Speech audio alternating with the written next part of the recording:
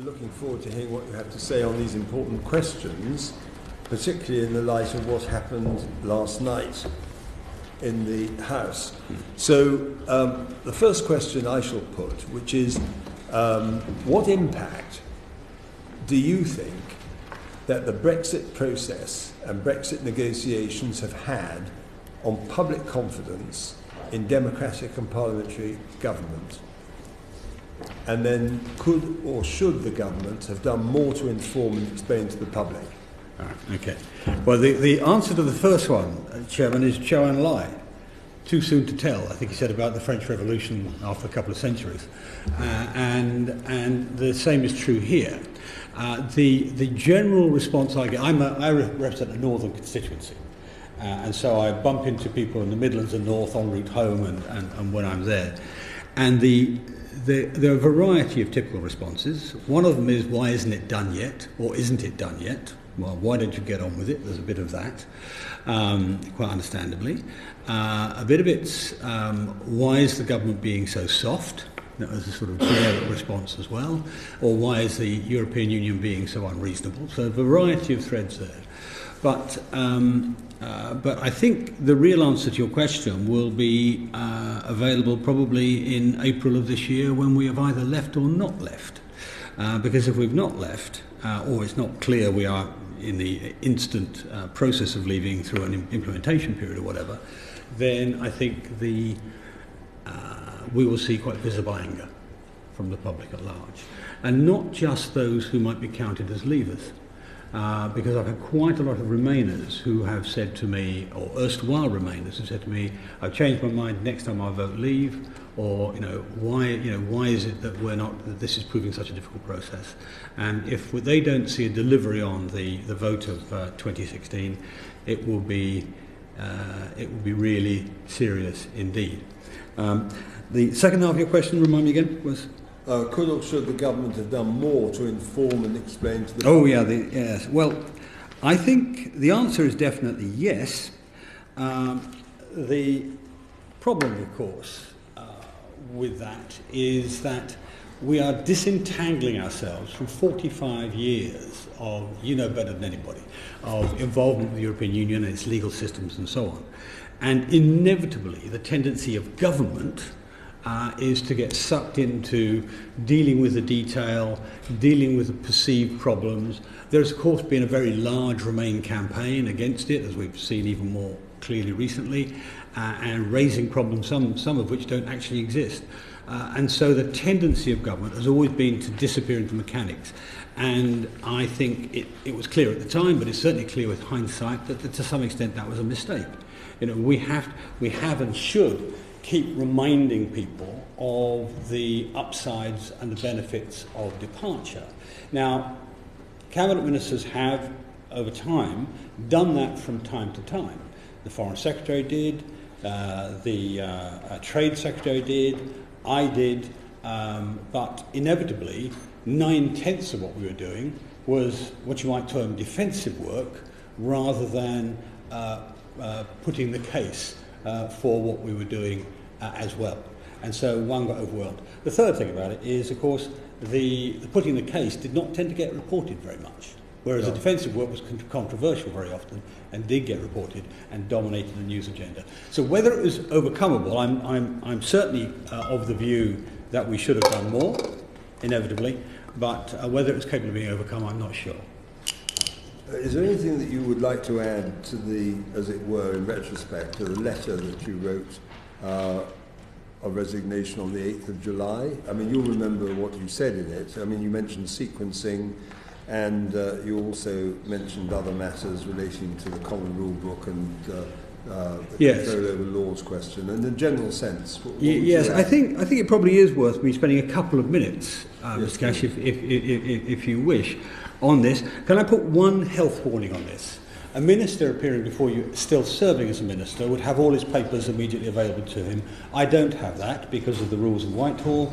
I have to go back and check. So if anything is very significant and the committee wants me to go back and check the documentation, I'm happy to do so. So I just flag that from the beginning.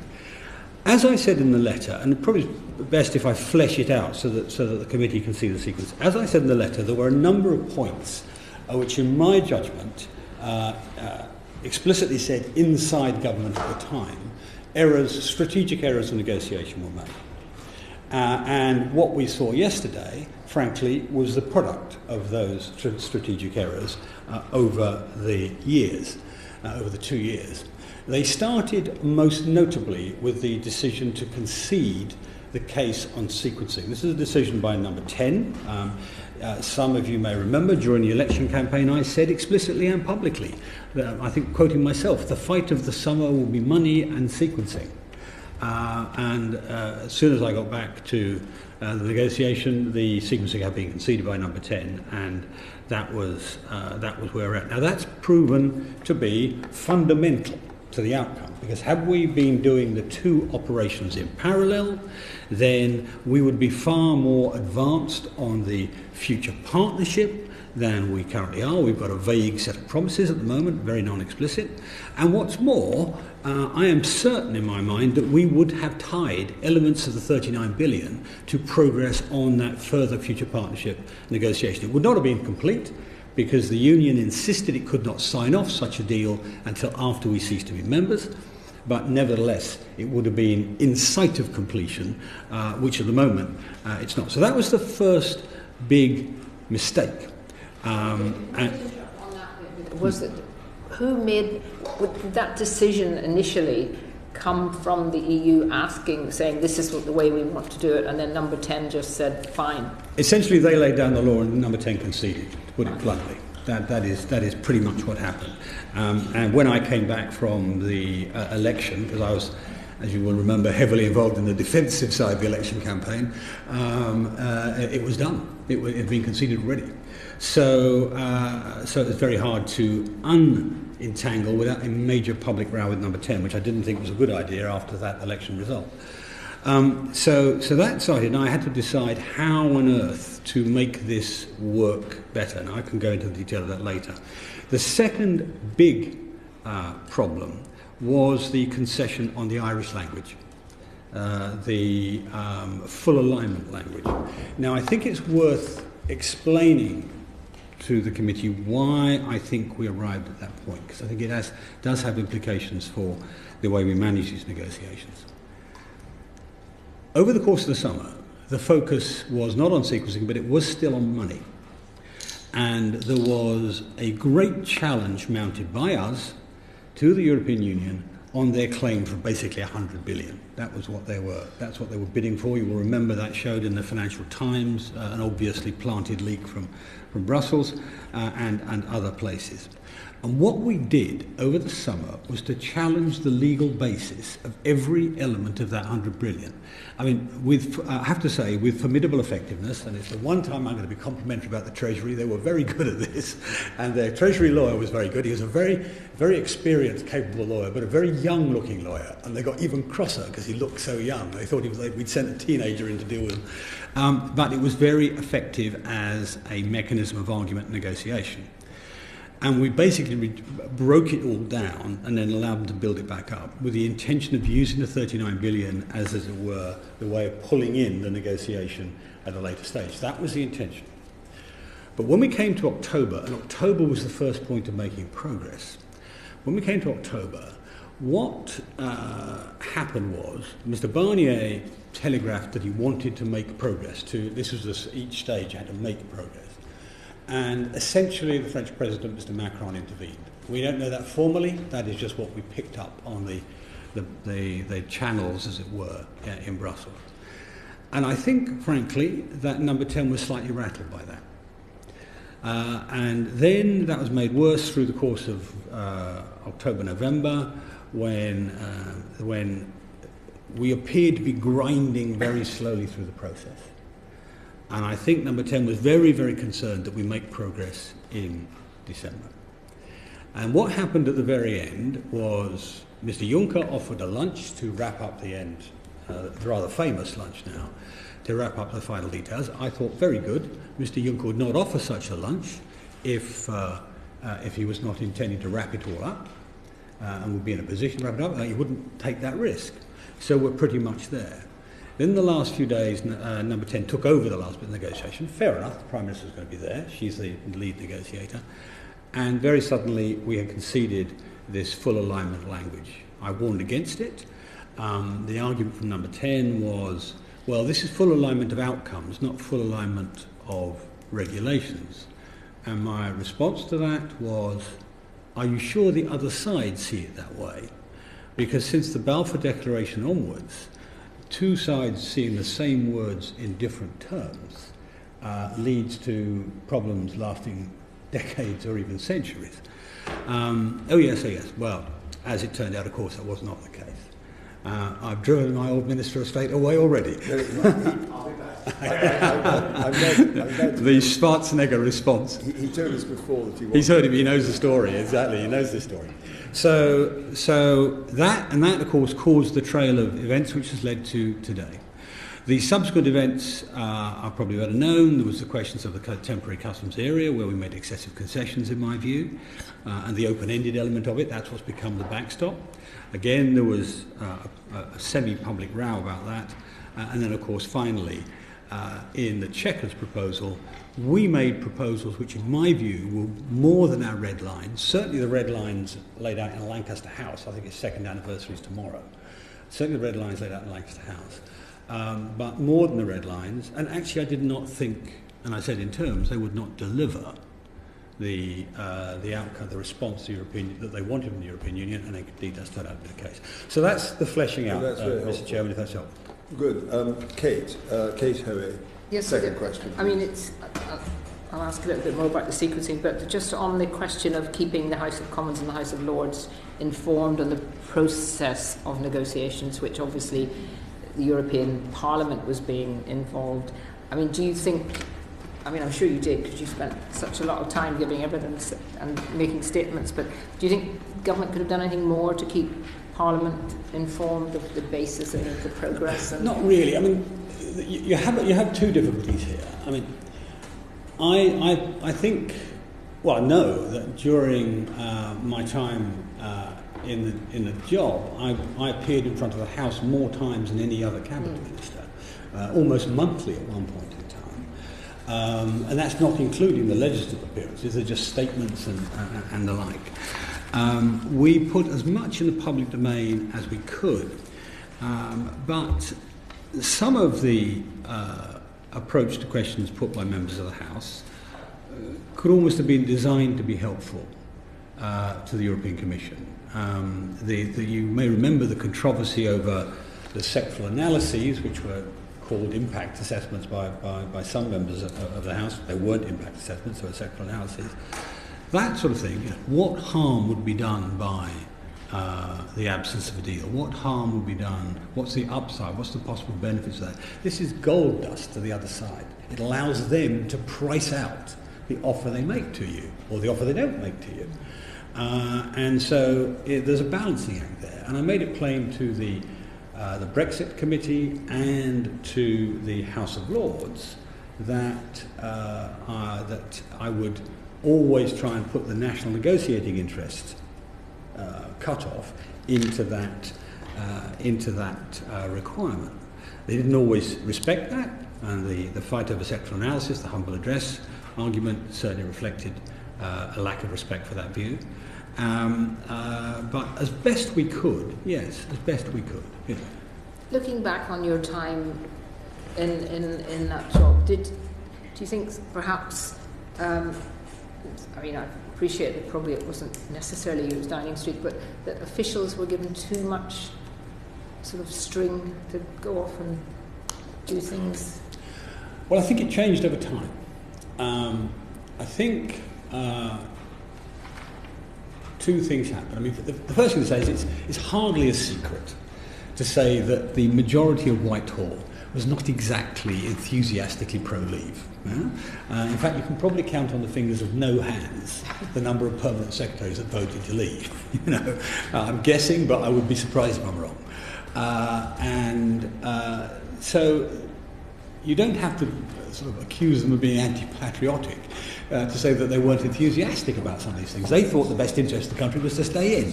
So you got that for a start off as the backdrop.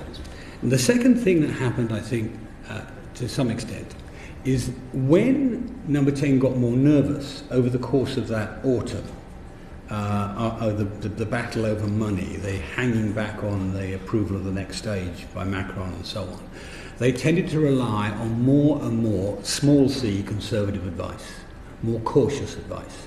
It's probably true to say that my advice in negotiating terms was more, aggressive is the wrong word, but more forward, and the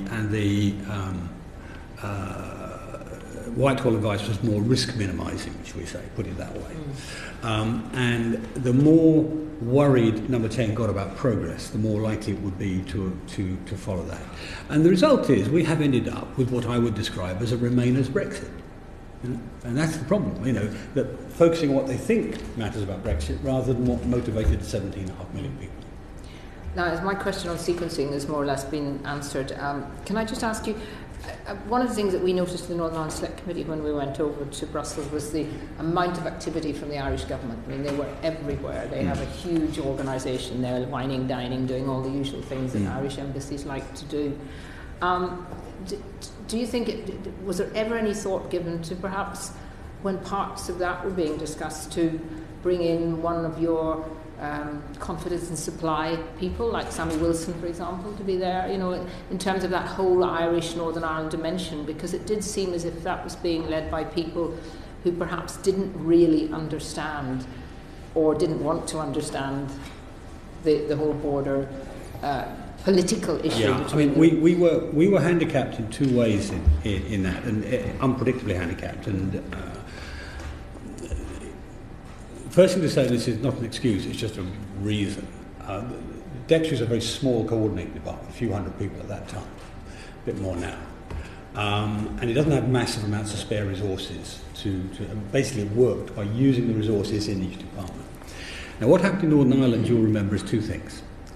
Number one, the executive collapsed and disappeared, and that's much more important than it may appear from outside, because the executive was an important instrument of this. And secondly, of course, the then Northern Ireland Secretary became ill and had to go in for an operation, James Brokenshire, and so there was a change of Northern Ireland Secretary in the middle of it all, which doesn't help either. It's a complex and difficult area, as you know better than most, and it takes a bit of time to find your way into it. I guess if we fault ourselves in this, perhaps we should have put more resource into that when the executive went to focus more on it. We didn't initially see it as being as big a problem as it turned out to be, because the original Taoiseach, Enda Kenny, I think took a slightly more, I don't want to put him in difficulties, but a slightly more constructive approach than came later. Now, I may be just taking a coincidence, but the attitude of the Irish government authorities in the first year was rather different from thereafter. It changed. Now, it might be coincident it changed at the time Mr. Varadkar came in, or it might have been his drive. But either way, it changed, and we probably didn't react quickly enough to that. And of course, without the Northern Ireland Executive sitting on the joint ministerial committee, so as able to link with them, there was a blind spot there. So I think it's a fair point. And if I had to go back, not many things I'd change. If I had to go back, I would have put more resources in it. That's very helpful. Thank you. Philip, you'd like to ask a question? It really follows on from that. Also being from Northern Ireland, I think the executive being missing, and therefore there not being a formal voice for Northern Ireland here that represents all of the community has been an absolute hole in this process. And I don't remember any campaigning around what Brexit would mean for Northern Ireland before the vote. But it's also, at the start, the Prime Minister said she would consult across the House, she would consult with the devolved nations and come up with what the UK was asking for before going to Europe. Do you not think that actually that was part of the problem, that really a lot of the time we've been negotiating with ourselves here and therefore not being able to go, this is what we're asking for, we're negotiating around that. That appeared in writing, in a more solid form, very late on. Yeah, it's certainly the case. I mean, there was a necessary issue of internal negotiation, if you like. Because to widen it beyond Northern Ireland, you've got with the Scottish government, who were, of course, plainly against Brexit, but also saw that they wanted to have a battle over the division of responsibilities. Fair enough, but that took time. The Welsh government, slightly different, but nevertheless similar, rather more dilute versions of the same.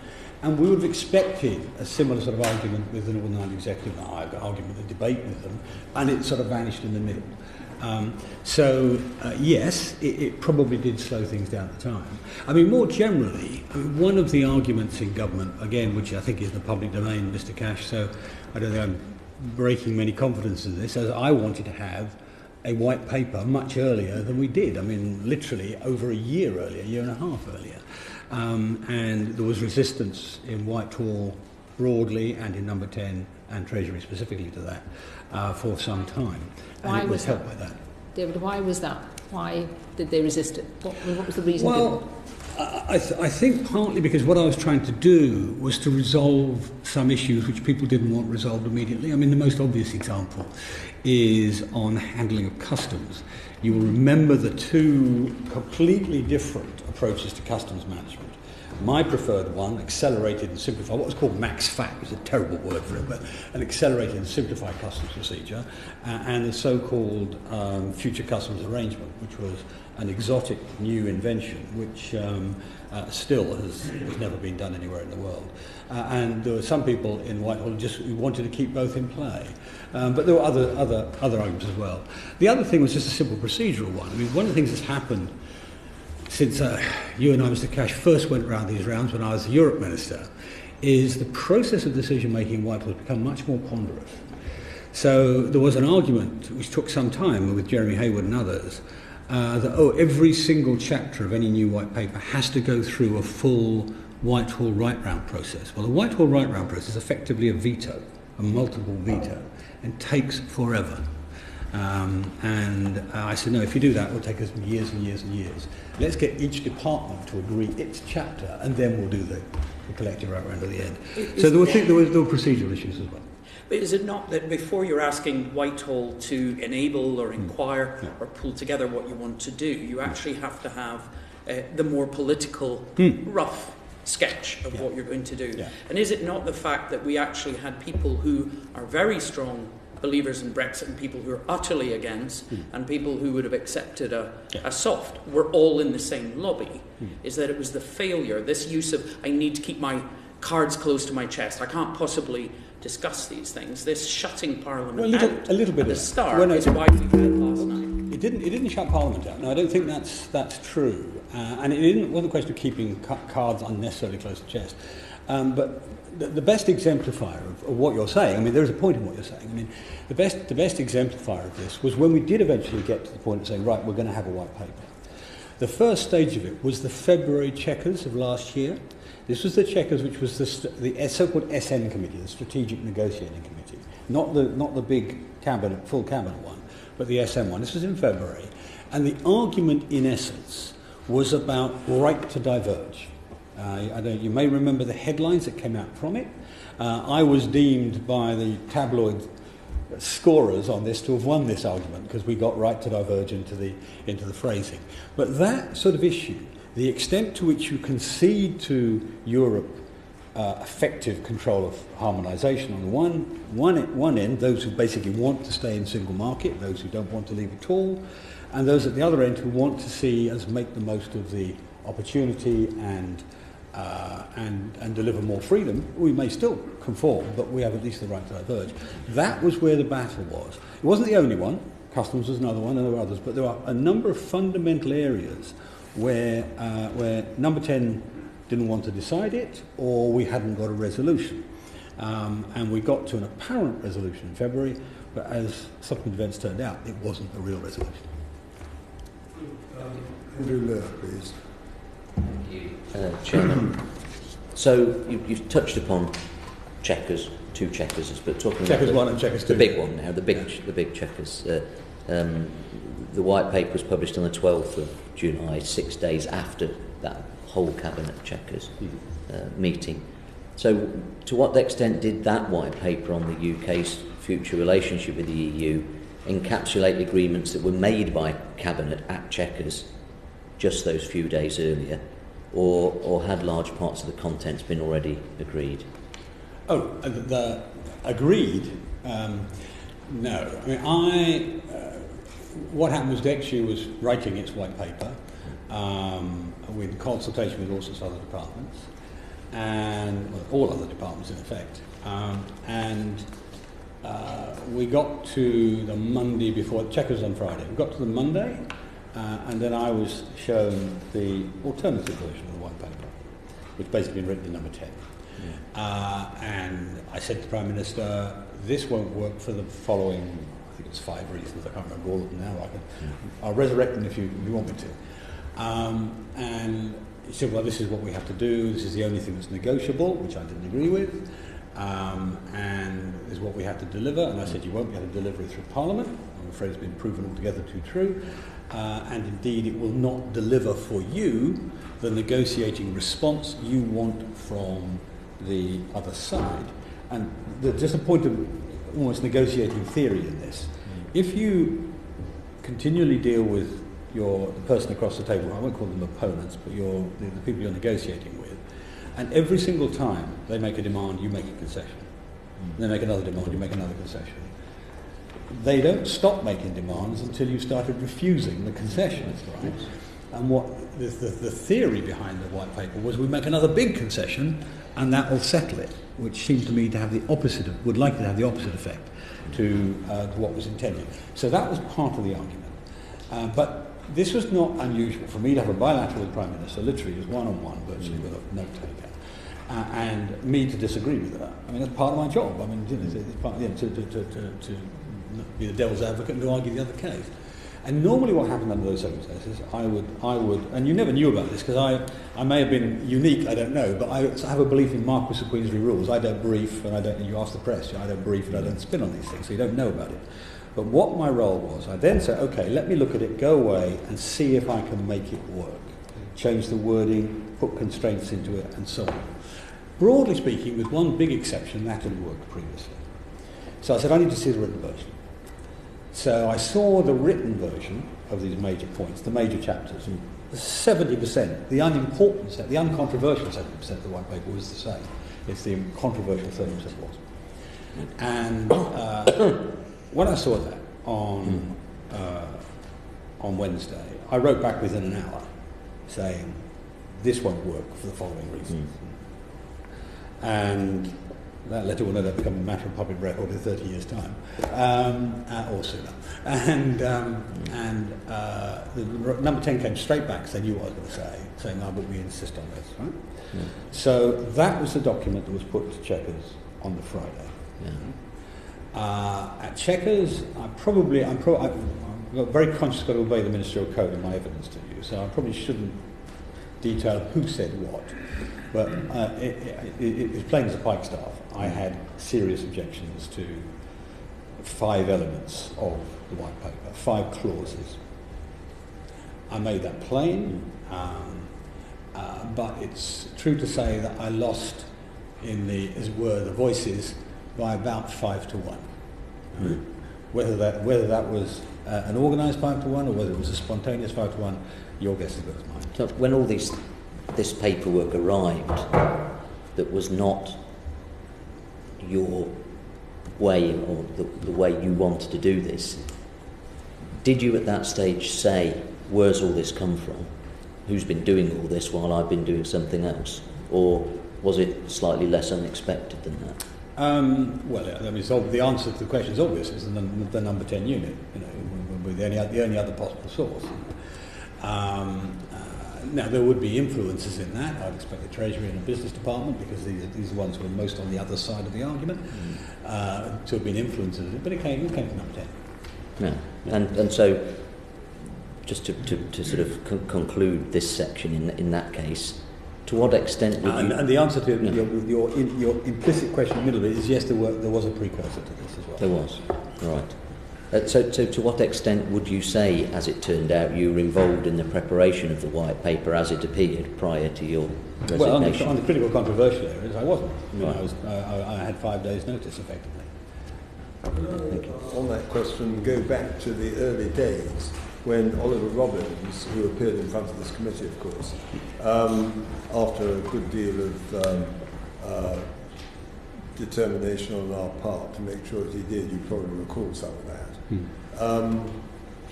But you had him as your permanent secretary when you first arrived as Secretary of State. Yeah. He left, and it is generally thought that there were differences of opinion or attitude or something that emerged out of their relationship there. He then goes off to number 10. Then you have a situation in which you just described there was a kind of standoff at the time of the July Chequers meeting, and you are, as it were, confronted with a number of issues that you quite clearly did not like, and you made it clear that that was the case. To what extent would you ascribe the differences that emerged on that issue to the fact that you now, as you quite rightly said, there was a unit in number 10 making these decisions, that they were coming effectively from the influence of Oliver Robbins as the permanent secretary inside number 10, who had previously been the permanent secretary to you? Right. This again requires a little bit of context. It only takes 30 seconds. When I was appointed, Mr. Robbins was already in place, but he was in place with 2 jobs. One job was as the permanent secretary of DEXU, and the other job was as the Prime Minister's Sherpa. Right? Now, both pretty much equally important jobs. Right? And so he had 2 masters, one of whom was the Prime Minister, so you can guess who won the arguments on these things, which at the time initially seemed to work okay. But over time I became less and less happy with the way DEXU was working under that mechanism, right? That DEXU was in effect working as an adjunct to number 10 and not taking instruction as well as it should do, put it bluntly as that. And so I talked to the Prime Minister about this, and it was around about the time of the election, I think. I could go back and look up the dates, but and we agreed that we should separate out the functions. Now, of course, so I got a new permanent secretary, Philip Rycroft, who may have appeared before you, I can't remember. Anyway, he certainly appeared in front of more than one select committee. And what I did not expect from that was that a chunk of the decision-making went over. And as I started off by describing at the beginning, why I think the tendency of the number 10 unit to depend on risk-averse civil service-based advice rather than more political and more what I think of as strategic negotiating advice happened. That's what happened at that time. I tend not, Mr. Chairman, to focus it on the individual of Mr. Robbins, because it was a function of 3 different things. It's a function of the nature of the civil service advice, the nature of the SPAD advice coming as well, which I suspect was in the same direction. Remember, most of these people were in place prior to the referendum when the government's strategy and policy was of staying inside the European Union, albeit trying to get reforms, but staying inside the European Union. And so I suspect the advice reflected that. And thirdly, the question of the what appeared to number 10, the increasing risk profile. I mean, I was only going to say, I have heard from a variety of sources that there was a bunker mentality in number 10. Furthermore, that it was very difficult for people to get access to that mentality and to the people in question because they had their own policy which they were pursuing, which appears to be very consistent with what you said earlier about the differences that did emerge as respects the draft white paper that you were preparing and the white paper that was being prepared in number 10, which is something we'll come on to in a moment. But one of the things that I've been concerned about, and we wrote a report about this after we'd taken evidence on the earlier stages of all this, was the fact that there appeared to be an acquiescence in the idea that the EU would lay down the terms of reference, that the guidelines would be determined by the EU, and for those of us acquainted, as I am historically, with what went on even in the 1970-71 period, the EU lays down its own rules and people are expected to conform to them. This is inconsistent with what happened under the Lisbon Treaty arrangements, because at that time, back in the 70 period, there was no question that time of anyone expecting to leave the European Union. Once they decided to do that, and this is the preamble to what I would like you to answer my question about, is that the circumstances changed so that we had an absolute right to be able to decide as equal partners, as it were. We're the leaving partner, they're the demandeurs, if you like, but that we shouldn't acquiesce in their guidelines, their terms of reference. What I want to ask you is whether against that background, whether you perceived that there was more of a desire to acquiesce in what the EU was saying from within number 10 than there was in your department and in your mind. Well, it wasn't number 10, it's instinctive in Whitehall to go along with the rules. It was habitual, really, rather than... Well, this is my Ollie Robbins point. Rather than I think an explicit decision. And I would rail a bit at the time against what I called the supplicant approach. So there was a sort of innate excess of gentility in some of the negotiating style, put it that way. In other words, diplomacy could override, or they thought it could override, the real hard politics of what was going on. Sometimes, yeah. Okay, fair enough. Thank you very much. Andrew, did you have another question you wanted to ask? No, that was my section. Good. Kelvin, would you be kind enough to do the next one? I must say it's refreshing to listen to you speaking today, unencumbered by office. Well, people forget that, you know. It's nice to say that, but people forget that when you're a minister, you have quite strict restrictions on you, and I take them seriously. Not every minister does, it has to be said, but I take the view that, you know, if you're inside the system, you're on the team, you support the team, you know, and then if it's different when you're not. I understand entirely. My question is really about civil service. You've dealt with that to an extent already. But could you just distinguish the formal role of civil servants compared with ministers? I mean, we've heard some disturbing views that the civil servants take a lot stronger role in these things than they would normally do. Well, it's quite interesting. I mean, I fear in myself a tendency to have an old man's halcyon view of the old days, you know. But me too. Me too. Yeah. Well, so I've got to aim off a bit for that. But interestingly, in talking to other ministers who'd served in a previous Conservative administration, as it were, 15 years previously, I find the same response, that actually the balance of power and speed and reflexiveness of the civil service has altered. There's no doubt about that. And I mean, take that issue of the white paper you mentioned before. I had a white paper when I was a Minister of State, not a Secretary of State, not the fourth ranking Secretary of State in the country, but just a lowly Minister of State, and I got a white paper through without all this enormous, ponderous sort of superstructure of checking the T's and dotting the I's. So there's a change in procedure. I think there's a bit of a change in mindset, and maybe it's on this issue, I don't know. But on this issue, there was much more resistance to what I thought was reasonably common sense interpretation of the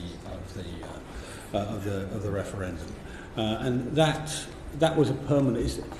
It wasn't opposition; it was more like just being in treacle. You take my distinction. Yeah. Saying on that subject, most of them have actually never known anything else other Well, that's the problem. than having a European Union legal framework to which every single thing, the first thing they had to do was to decide how did this fit in with the EU. So that is the mentality, and up to a point, however critical one may be, it's actually very difficult if that is the situation. Mr. Cash, I am not critical of them. I mean, I take the view that they were doing their national duty to the best of their abilities and the best of their own interpretation.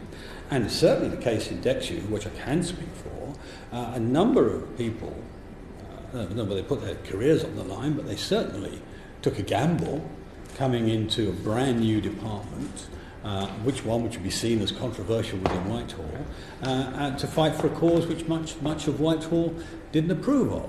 So, I think many of them did as well as they could in those circumstances. But you're right, a lot of the reflexes, a lot of the presumptions, a lot of the assumption of what's reasonable was set by 40 years of history. Well, there was also a legal framework, which actually, even as we speak now, until the 29th of March is still there, so that they would be saying, how are we going to deal with the situation in terms of policy now when the law says something else? But I'd like to ask this next question quickly, which is whether, in fact, they were themselves sufficiently aware of the instruction that had been given to the civil service, as well as to Parliament, with respect to the question of the outcome of the referendum decision. Well, that's a very good question. It's a very hard question to answer accurately. They all saw it as their duty to deliver on the referendum, but deliver on a referendum is a spectrum of interpretation. You and I imagine, would see it as delivering on exit from the customs union, exit from the single market, and taking back control of borders, laws. And very much all of that. Very much the repeal of the 1972 Act, which includes all the laws. Yeah. All of that. At the other extreme end is, and still within the remit of delivering, is deliver a deal. Full stop. Deliver a deal. Without making a sort of judgment of what the deal might be. And truth be told, I think that's really where we were yesterday to some extent. So you've got that whole spectrum, different interpretations. And the truth of the matter is, history puts much of Whitehall at deliver a deal end rather than deliver the detail of what the people who voted for Brexit actually wanted, I think. And that's what I mean by Remain as Brexit. But the law of the land, as we know, because of the Withdrawal Act, which was passed on the 26th of June, which is when you are still Secretary of State, was quite clear in Section 1. It says the European Community Act 1972 is repealed from exit day. That is the law of the land. Did you find that there was any resistance to that from within the civil service? No, I don't. No, not at all. I think in that context, there are some heroes in this story. The legislative civil servants inside DEXU did I see Mr.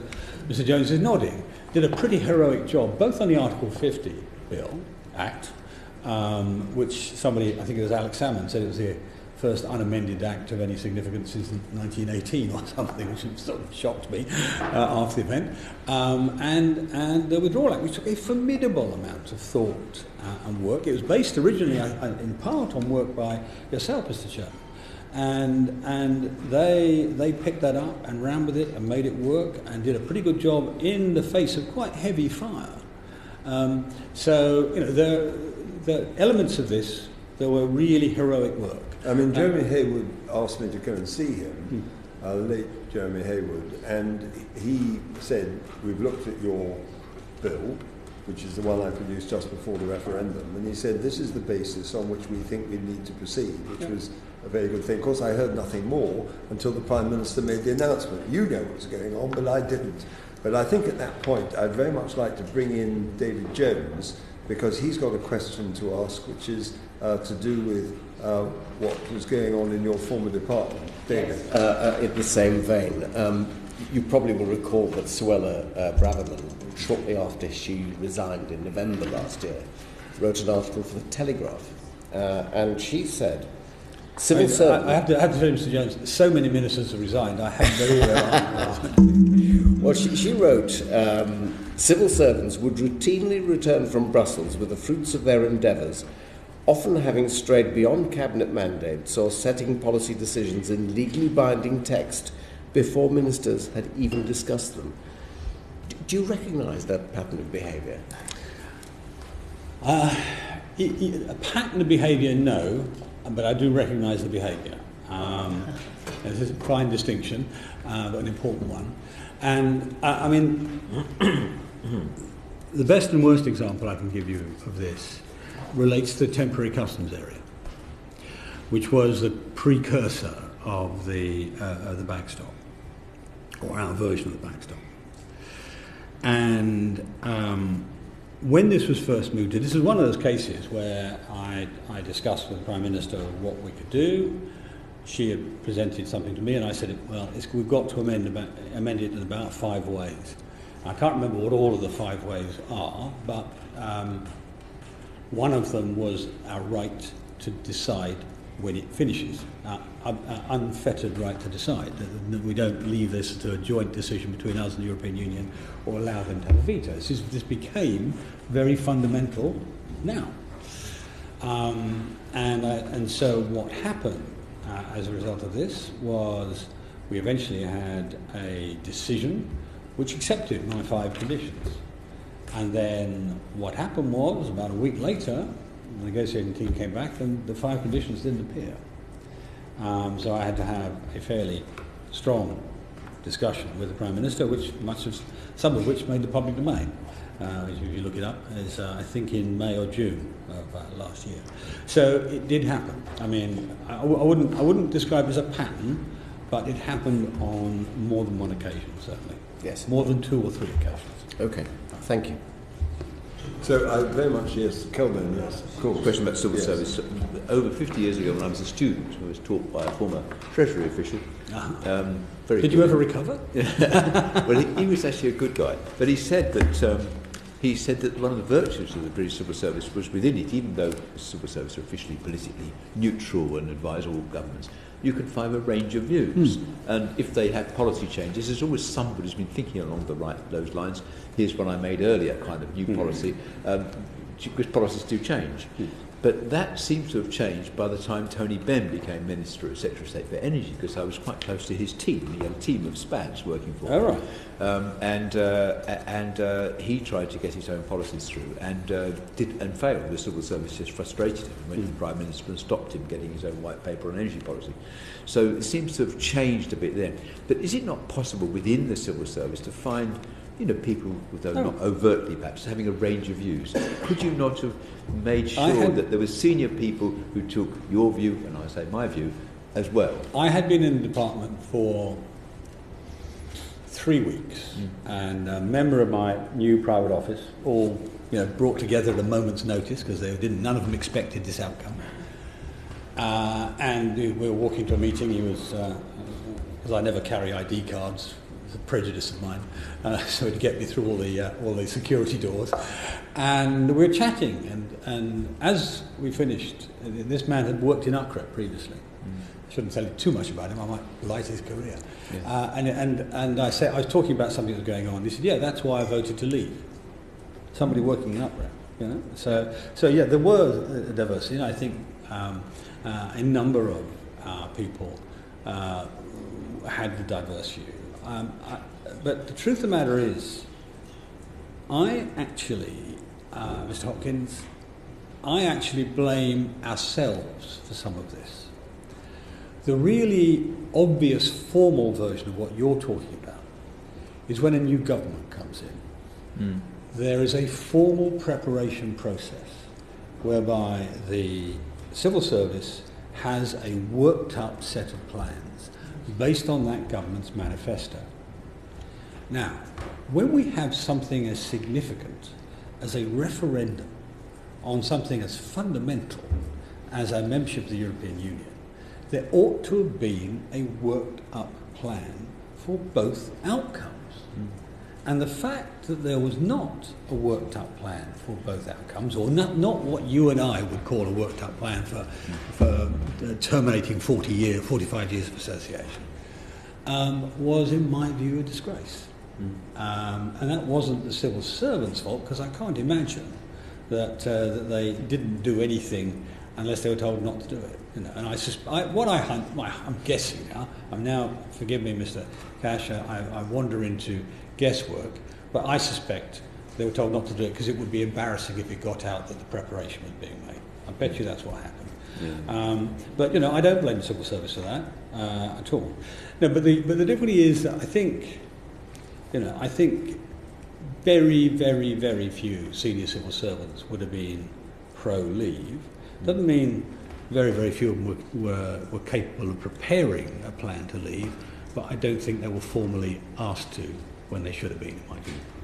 Just one of those, going along with Ollie Robbins as part of the team to Brussels on every occasion, might have made a difference.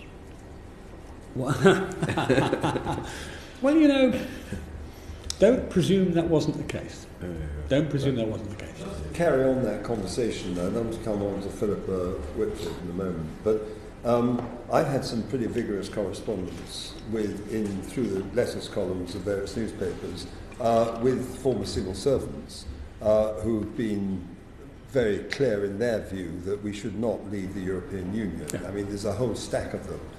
And I remember Lord Butler, who was at Oxford with me. I've known him for many years. And he said in the course of the debates, when I read the repeal of the 1972 Act, it was like a dagger to my soul. So that gives you a flavour of the kind of thing that really... And he was Secretary of the Cabinet, and you have Lord Armstrong, and you have others, Lord Wilson, Dinton, and so it goes on.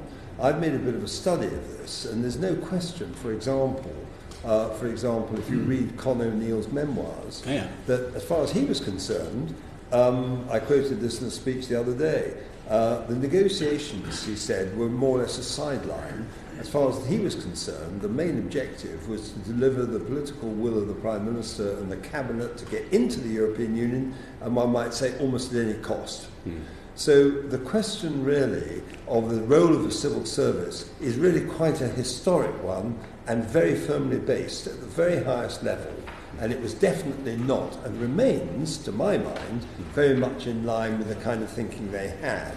Do you have any observations on that? Because it's quite well historically set out. I get back to my point that, you know, the fact that people may have these views does not make them not patriots, does not make them not doing their duty when they try and do it in their own interpretation.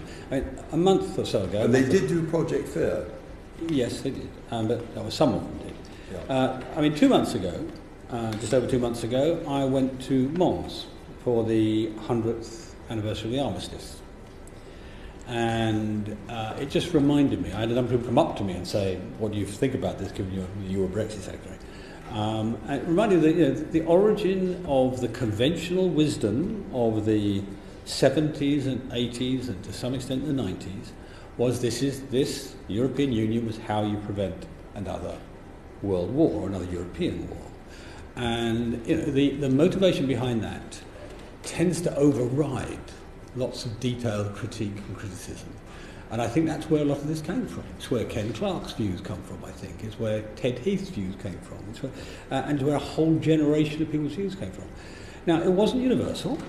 When I was at the Foreign Office back in the 90s, my permanent secretary was as sceptical as you or I, you know? But my entire European Union department when I joined was absolute, rock-solid, wall-to-wall Europhiles. They weren't when I left, but, you know, but they were when I joined. And this is where we run into this problem of non-preparation for referenda. The nearest to what we're facing today was the 1979 reform, post-1979 reforms of the Thatcher government, which was also very dramatic, big changes in trade union law, big changes in economic policy, big changes in currency policy, some of them very high risk. But there was a preparation process for that, even for people who were probably all signed up to Harold Wilson's approach or Callaghan's approach to the world at the time. And there was not a preparation for this, not the thought process, and so they were in at the deep end, and their own prejudices played into it. But I think none of this, you can't place the entire blame on the civil service for this. You know, it is down to the political class who they rely on. You know, and that's why I made the point about the October through December change of risk perception in number 10, when I think they feared that we would miss the December deadline, as it were. And there's a difference in risk perception between me and number 10. I took the view, the tougher this got at that stage, the better. Some of you will remember me saying right at the beginning of this process, the time that will matter is the last 3 months, not the first 2 years. I said it over and over again, and journalists now play it back to me. The reason for that is you have to have a point of pressure in a negotiation. Otherwise, it never comes to any sort of equilibrium. And I was very happy to have the point of pressure October, December, if need be March. But what was happening inside government was Treasury were arguing that business was losing faith. Business was starting to make decisions to move investments elsewhere. Business was panicking. I don't actually believe it. A lot of noise was coming out of the CBI, and some big corporates were making arguments to that effect. But actually, they were holding back on capital investment. They weren't moving factories. Look at what happened with the city. We were told thousands and thousands of people will move from each company. Actually, hundreds did in some cases, and they may well come back in due course. But I didn't think we should let ourselves be panicked by that. But I think the economic and business half of government was putting pressure in that direction on Number 10, and Number 10 made its judgments accordingly. Philip. Two points. Would it not also have been incumbent on the Leave campaign to have had a white paper? I mean, obviously in Scotland we were mocked for the size and detail of what was put forward in Scotland. We had a 2-year debate, so no one could say they weren't told or didn't get the chance. So, and the other thing is, after the snap election in 17, when the government lost their majority, and clearly that this was not going to be easy, would that not have been the time to test what you talked about being a range? You know, the Scottish government had already put forward their single market compromise. There will have been other people in the House. Because in the end of the day, this process that happened yesterday was always there. Yeah. And what happened was the can was just kicked down the line, and now with 72 days, the Prime Minister's in the chamber talking about reaching out to people. Would March 17 or whenever we came back, June 17, not have been the time to actually test, in principle, heads of terms, what could have got Parliament? But two things. Firstly, I mean, I can't really speak for the Leave campaign. You probably need Mr. Dominic Cummings here for that purpose. Well, you were part of the Leave campaign. I was a Leave bit. campaigner. I deliberately did not get involved in any of the administration. Oh, right, okay. And that was the deliberate decision on my part, because I thought I would differ from them too dramatically in terms of the approach. And indeed, one of the ways I differed from them was I wanted to talk about the economic consequences of this and how we deal with it, how we mitigate some of the downsides, what the upsides were, and so on. The Leave campaign's general policy, I think, was not to engage on economic arguments. I think. I mean, I may be traducing them. You need to talk to them. We had differences of view there. In terms of testing things out, I mean, you should talk to Mike Russell. I mean, we did have in JMC quite extensive arguments about some of the proposals. The Welsh government's, I'm not sure what you call it, it wasn't really a white paper, but policy proposal document, I think about 2/3 of it we picked up, actually. Some parts of the Scottish one, in terms of employment protection, I think, but not the single market. But also the House itself, I which see. is what Yeah, has... yeah, I see. Well, we did, of course, I mean, as I said, I yesterday. appeared in front of the House so many times in that year. I mean, my life at one point felt like I was either at the dispatch box or preparing to be at the dispatch box. Well, I don't mean you didn't. You were frequently there, Yeah. but a mechanism of actually testing the heads of terms before you go to the civil service and tell them what you want them to do. The only thing I can say to you about that is, I mean, I am probably one of the foremost defenders of the House and the way it works and so on in the last decade or two. Not the only one, but one of. But of course, one of the things we have is we have a conflict-based approach to this. I did try a little bit. I won't overdress this up, but you might have noticed that Mr. Keir Starmer became Privy Councillor early on in this process. That was at my behest. There was a reason for that. That was so I could brief him as a Privy Councillor. And so he will be able to talk these things through. Now, at the time, I don't want to make any party political points, but the Labour Party went through about 11 different policy positions. So they weren't exactly in a position to debate either. Stephen Gethin. He wasn't a Privy Councillor, but I sort of behaved as though he was. Ask him, Miss Blackford as well. You know, I talked to all of them as much as I could off stage, you know, outside the standard sort of procedure where I beat everybody up in a chamber, which you're all used to, and they beat me up too. So I tried to get round the sort of conflict-based nature of our democracy as best I could. But the truth be told, I mean, I think the SNP were different. They had a particular position, and it wasn't one that we found acceptable, but I did debate it with them individually, both formally inside the JMC and informally in discussion outside. With Labour Party, it was hard to engage. I did what I could. Liberal Party, to be fair, I didn't engage with because I took the view they just simply opposed the approach altogether. But that's as much as I think you can do. And truth be told, I don't want to blight the Prime Minister's attempts in the next days and weeks, but I would be surprised if she finds a majority for any of the particular proposals being put forward. Norway, I think, is a shrinking attraction, and when people actually go through the detail of it, I actually, even now, after being a minister, I spent a couple of hours with Mr. Bowles trying to see whether Norway could be made to run. I don't think it can, and I got criticised for that. I don't think the second referendum will fly for all sorts of constitutional and timing and legal reasons. I don't think customs union will fly because what it will do to... So the point I'm making to you is we've been through a large amount of these on as scientific a basis as I could. And early on, you know, I tried to keep it as scientific as possible. That's why I appeared so many times. And why I was so ridiculously polite in the chamber to everybody. I mean, I don't think I was rude to anybody for 2 years. Anyway, so I did what I could, but you know, there are limits to what you can do in a parliamentary democracy like ours. Honourable Marcus Fisher, one question that's arisen out of what you just said. You mentioned December. Now, December the 8th is etched in everybody's mind, certainly in Northern Ireland and certainly in the House of Commons now, because that's when the backstop was agreed. Can you just throw any light on what actually happened at the moment when that backstop was brought in? Because it came out of the blue, as far as everybody else was concerned. Yeah. How did it happen? And to what extent would you like to comment on the manner in which it's... Well, in essence, as I think I said before, the Number 10 took over the sort of last phase of the negotiation directly. I think Mr. Varadkar made his demand of that. I think there was a phase they went through where he made demand for complete harmonisation. They changed the language to full alignment rather than harmonisation, and that may be why Number 10 came to the view that they had got an agreement on alignment of outcomes rather than alignment of regulation. I raised my concerns, my Balfour Declaration point.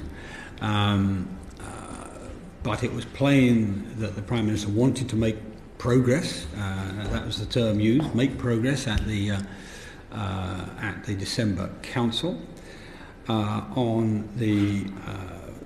and I basically turned my mind to how I could make this work somehow. And if you look at my statements in the Commons, I talk about full alignment of outcomes. You know, that's what I was trying to nail down. And the reason I made that in the Commons is because it's very public, it's very clear, and it sort of, as it were, commits the government, but I'm afraid that bled away.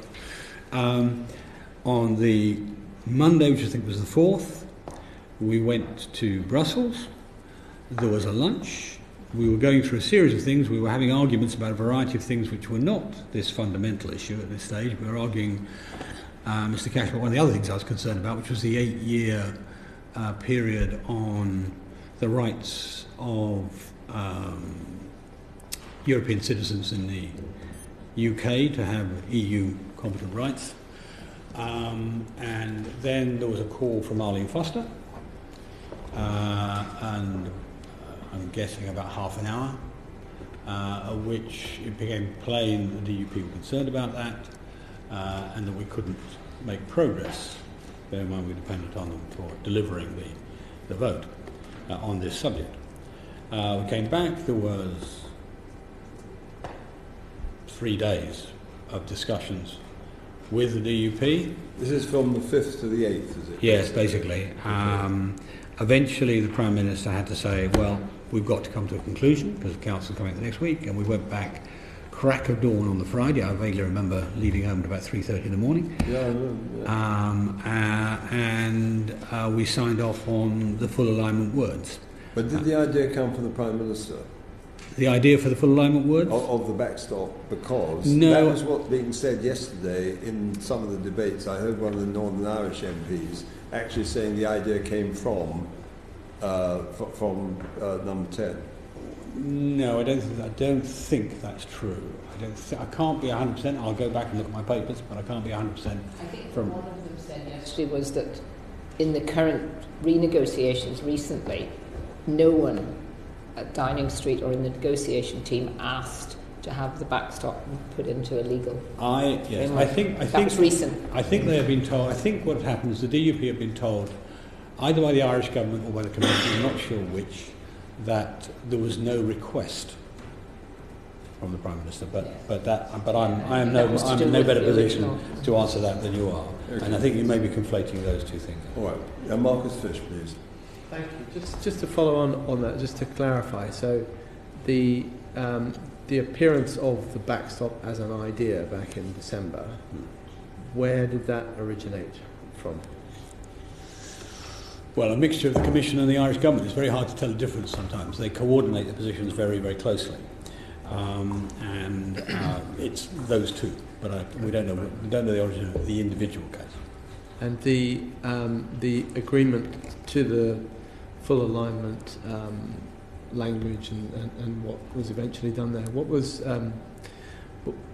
was the idea to agree to that a civil service idea, or was it a political? No, it's the Prime Minister's decision at the end of the day. That's all. I mean, the day I was appointed, the Prime Minister said to me, "You must understand, David, that I am going to be the chief negotiator on this, and I want you to support me."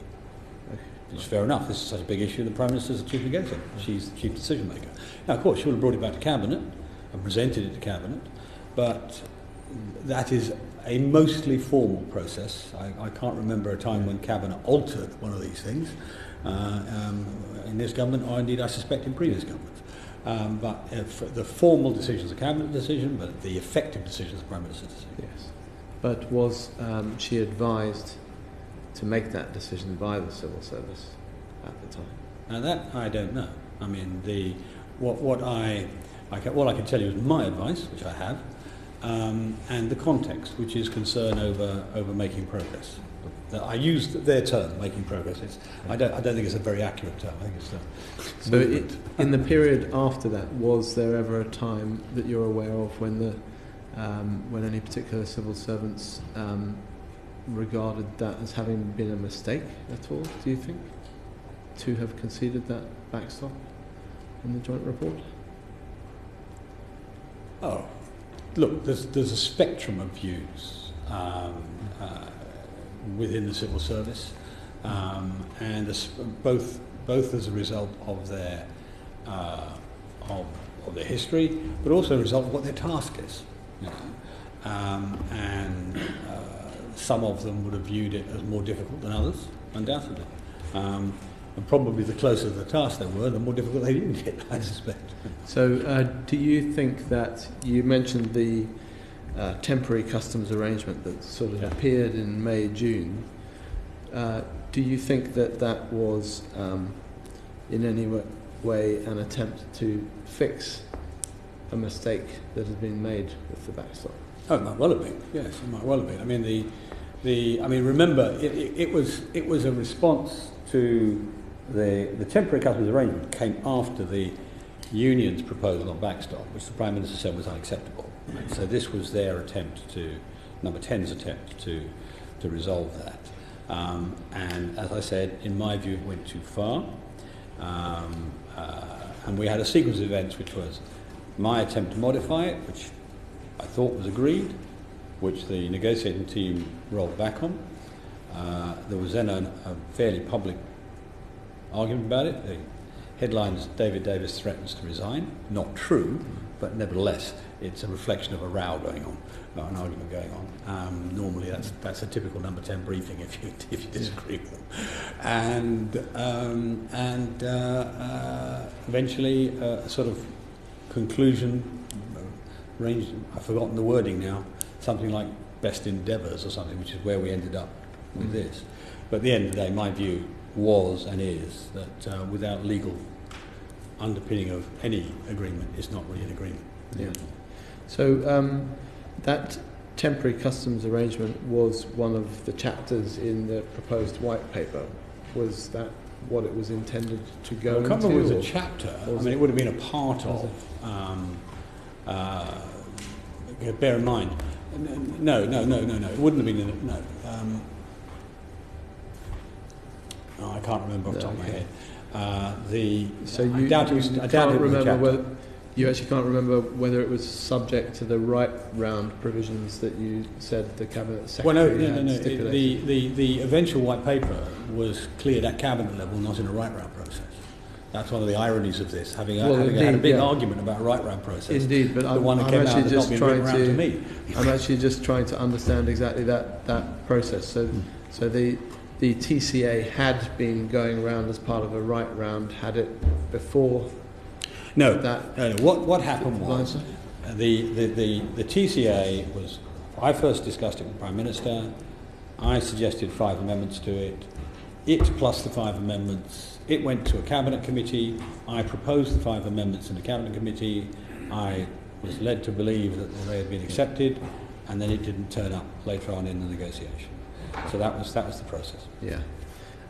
So when you say the cabinet secretary said that the right round had to be happening as a part of Whitehall process, did he make any formal change of that process which allowed a different thing to be happening, or why do you think? Well, you're leaping 4 or 5 months because that was a debate about a whole white paper, not about one element of it.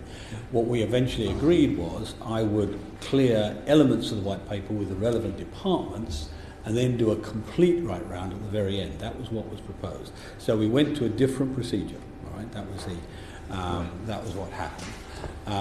This was more part of the ongoing negotiation. The ongoing negotiation was not always subject to right round because some of it was obviously a red line process. As you will remember, the cabinet has not exactly been leak-proof on some of these things, and so going into right round on the negotiating stance was not done necessarily. Yeah. A white paper is different. A white paper is designed to be published, so it's not in the same circumstance. And you described the difference between the decisions made about divergence in February around that time and the eventual effective decision about divergence that happened at Chequers, which was the opposite. Yeah. Optics? No, it wasn't optics. No, it was the opposite. Is what opposite. Sorry, I thought you said optics. Fundamentally different. No, and that's interesting because it sort of back in February, the other thing that happened was the release of the information about the sectoral analyses. And I just wondered whether there were what sort of economic analysis was presented at the Chequers cabinet meeting. Oh no, not a lot of economic analysis. I mean, this was a question of what, in principle, we were seeking to achieve, and the argument was one between where the sort of grand upside of Brexit is. And what it was that the electorate were expecting out of Brexit, and what in principle we were aiming to do with Brexit on the one hand, and what was negotiable on the other. That was the primary tension there. I think it's worth just saying a word about economic analysis. One of the reasons that I insisted on the sectoral analysis, and I did not like the idea of economic predictions, which is what an impact statement is the technology of economic prediction is useless. And when I say, well, actually it's worse than useless, it's misleading, because it's mathematical guesswork. I speak as a mathematician. I was at London Business School when they devised most of these forecasting techniques there, and it's useless and misleading, and it tends to be used as polemical, in a polemical way, like Project Fear, as was said earlier. And so I deliberately walked away from that. What I said to the departments is, what I want to know is this business, let us say chemicals, is distributed around the country as such, a lot in the northeast, some in West Wales and so on. It's got 70% of its market in the European Union. It falls under their regulatory structure like this, so if we deviated from the regulatory structure, this would be the consequence in terms of it. That's about as far as you can go. Beyond that, you start to get into guesswork. But if you focus on the factual analysis, you're liable to make factually good decisions. If you start introducing a Treasury Department forecast into it, you'll get all sorts of weird decisions. So that was the reason for the distinction. And it's not economic forecast. And that's why we had this row over language, sectoral analysis versus economic impact analysis. But you were saying earlier how fear effectively has been a changing factor over time that has affected the type of advice that was listened to within the decision-making process. Yeah.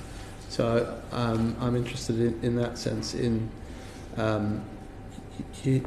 whether there was any at that Chequers meeting was there any valid economic analysis presented, for example, by the Treasury at that meeting, which Chequers 1 or Chequers 2? Chequers 1 or Chequers 2? Could have informed what was a very dramatic change in government policy. At the second Chequers meeting. At the Chequers meeting, at which the decision to go for the new customs partnership effectively was made. No. I mean, this was presented the primary presentation was by the Prime Minister and Mr. Lidington. And it was presented in terms of what was achievable, what would be good for the country and so on. But there was not a detailed economic forecast in it. And I don't think it would have added much to it. I mean, we all know where the economic gains and losses might be. So do you think, though, that your colleagues who outvoted you say 5-1, were acting principally out of fear? No, I don't think so. I mean, I wouldn't accuse them of that. I mean, look, if you want a sort of an area where things were affected by nervousness, nervousness is a better word than fear in this context. A better example for you would have been the management of no deal preparation. In March of last year, it had been my intention, but there were about 300 no-deal projects underway. Well, not no-deal, 300 projects, each one of which covered the range of options from a completely open to access to the single market option, right through to a no-deal option, and a moderately hostile no-deal, a sort of worst-case assumption, if you like. And so most of them had three scenarios, the sort of best, middle, worst. And some of that required the preparation, but this was not, again, forecasting. This was about preparation, getting ready. What do you need to do? Do you need to have stocks of insulin, to take the sort of the scare story that was around not long ago, which was rubbish, and so on. But some of the preparation required private sector or third country preparation. Now, a lot of work had been done on that, but right up to the point at which we go out and notify. Now, some third parties, like local authorities, you could get to sign a non-disclosure agreement, an NDA, and you could engage them. So Kent local authority has been heavily engaged from some of the Dover planning from the beginning. Whereas others, you can't. If you want to deal with 130,000 small businesses, you can't get them all to sign an NDA, and it wouldn't work anyway. When you're dealing with another country, you can't get them to sign an NDA. So the going public with the preparation was a very important stage, which released the next stage. Now, in March of last year, the original intention was to go public with that. But in March, we also, at the March Council, achieved the implementation period agreement. Now, the Treasury in particular, and Bayes, and subsequently number 10, all were worried that declaring all or part of disclosing the no deal preparation would put a downer on what otherwise would be an action which would inspire business confidence. And so there was an argument in-house about this, and in that one, nervousness won. We deferred putting this out in the public domain, so you ended up putting some of it out in the public domain in August, which meant you lost several months, and in truth I think that cost preparation to the tune of 3 to 6 months in some areas. Yeah. And that was a very explicit outcome of nervousness of outcomes. Yeah? And where we are now, in December, we've heard from the EU what some of the things that they would do in case of no deal, so we are presumably in a state of much more certainty on some of these things, and should be much less fearful now. Even in March of last year, the European Union was announcing some of its preparations. I think it was the wrong decision, but I just wanted to give you an example of how nervousness drove some of the decisions. So just in that context, then, in terms of delivering on the mandate of the referendum, which is one of the things that you highlighted in your resignation letter, not having the confidence that might be done in terms of leaving the single market and customs union, which was effectively where the new customs partnership takes you, because it's effectively a customs union. Yeah. Was there anything else that you haven't already discussed just now that led you specifically to believe that was where it was headed? Not individually. I mean, I came to the conclusion that the European Union one of their strategic aims, both of the Union and of individual member states, most obviously Germany, but to some extent France as well, is to prevent us having a visible gain from Brexit. Right? And it seemed to me that was designed in that way, and that we had played into their game by going down that route. So I didn't put that in the letter, but it seemed to me it was a deliberate strategy by the European Commission, with some very important member states backing that, and we were naive, probably is the right word, in going down that route. Yeah. So are there any other ways in which you think the negotiation could have been conducted in a different manner to achieve? Well, there are detail issues, a different outcome. But no, I think I've made the highlight points. I mean, you can always. The thing about these things is you can always fine tune these things, but the big issues drive the day, and even the big ones are at least in part recoverable. So, for example, the sequencing one, if we had chosen to do other things in a different way, then we could probably have mitigated some of the sequencing one. That was the biggest single, in my view, the biggest single error. Okay, we're now moving on to control over laws, and just as a prelude, one might say the EU, just for the sake of our audience, is a legal framework. Circumstances have been created within which there is an acquis to which people are locked in, and gradually there's been a process of increases by the competencies all the way through from 1972, certainly through Nice, Amsterdam, Lisbon, Maastricht, and so on, to increase the competencies. So the framework of the 1972 Act has remained as it was from the beginning, but the competencies have been built up exponentially over all that time.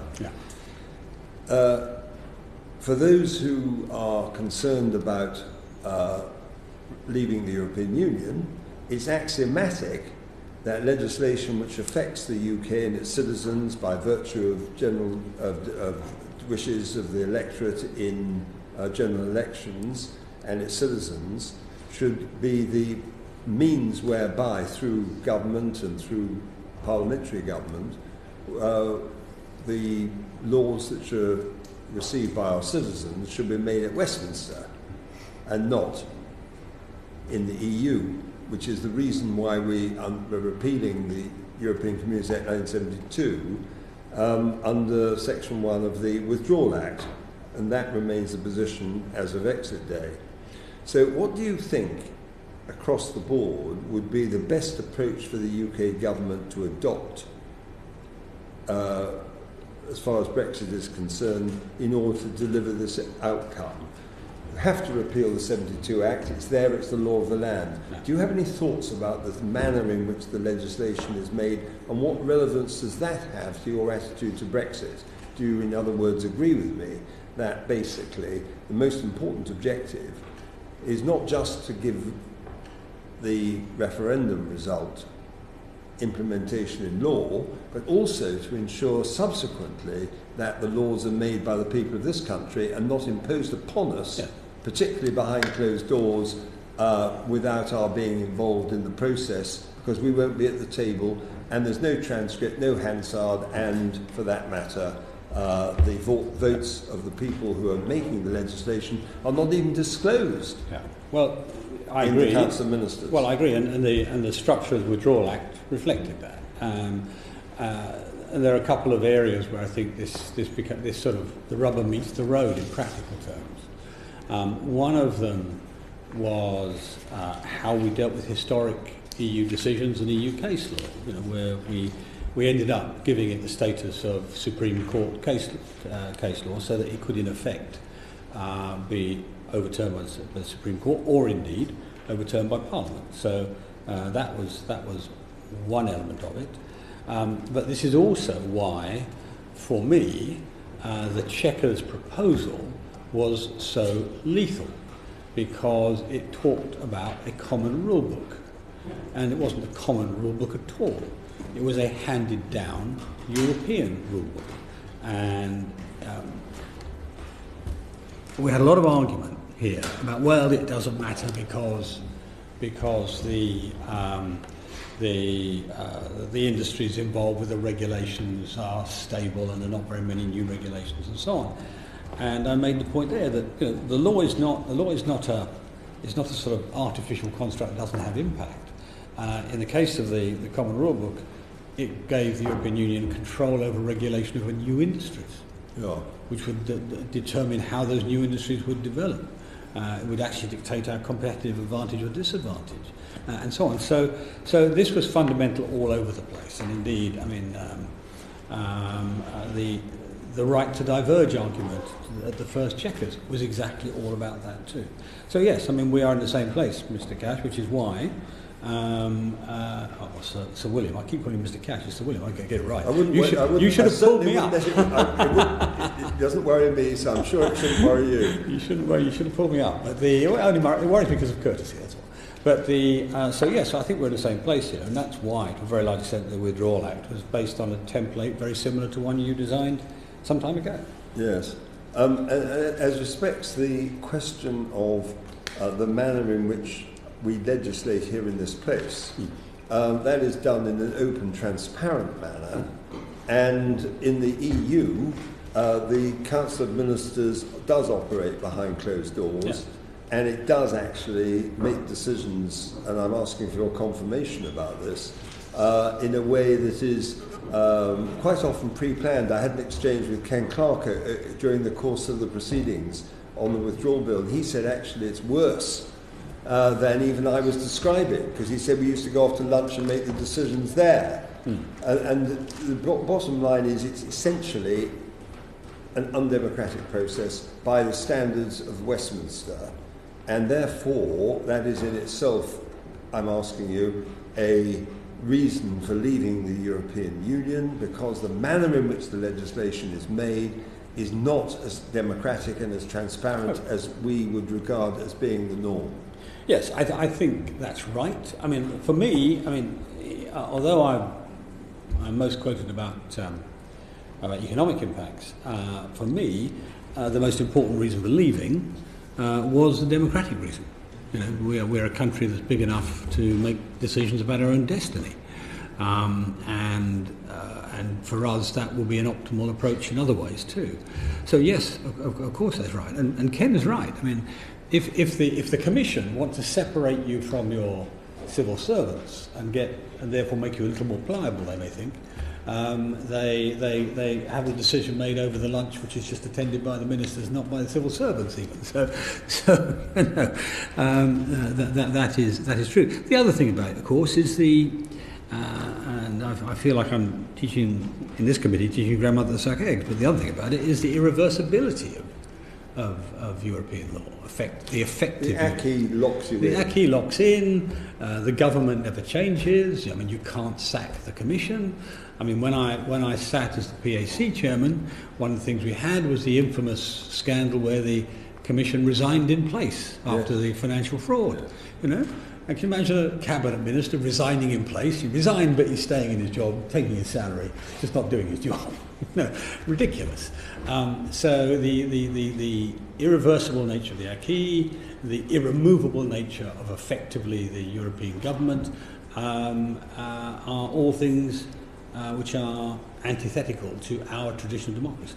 Which is one of the reasons why, presumably, you would agree that we left the European Union, because the British people understood that. One last question on that before I come on to you, Philippa, is have you had the opportunity to read a book by Sir Paul Lever, who used to be the British ambassador to Germany, and also before that was EU Policy Director in the Foreign Office for 10 years, and then subsequently the head of RUSI and the Joint Intelligence Committee. So a person of great substance and knowledge and experience, who wrote a book called Berlin Rules. And I don't know whether you had a chance. I gave a copy to Jeremy Hunt the other day so that he'd be fully acquainted with how it operates.